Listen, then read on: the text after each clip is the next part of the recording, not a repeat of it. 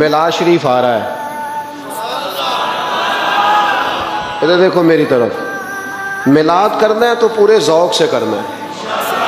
اس کو نہ تھوڑا کریں، تھوڑے خرچوں والا کریں، لیکن پیار سے کریں. یعنی اس میں آپ دریاں بھی بچھائیں تو مزہ لے کے بچھائیں. محلے کے بچوں سے نعت سنیں. آپ یہ چھوڑ دیں، یہ جو وی آئی پی کلچر آ گیا میلاد میں، اس کو بھی نکالیں. آپ اپنے بچے سے کہیں کہ وہ قصیدہ بردہ شریف پڑھے، ہو گیا میلاد شریف گھر میں. لیکن اس کا ذوق اور اس کا وضو اور اس کا حسن نہیں کسی جگہ بھی کمزور ہونا چاہیے. آپ کے اندر وہ خاص لہر ہو کہ میں اپنے نبی کا ذکر کر رہا ہوں، میں حضور کے میلاد شریف کی بات کر رہا ہوں. اس میں زیادہ تکلفات کی ضرورت نہیں، اس میں درد دل کی نیتوں اور ارادوں کے خالص ہونے کی ضرورت ہے. بڑا ذوق ہو، بڑا شوق ہو، بڑا پیار ہو. یکم ربیع الاول سے لے کر 12 ربیع الاول شریف تک کم از کم ہر نماز کے بعد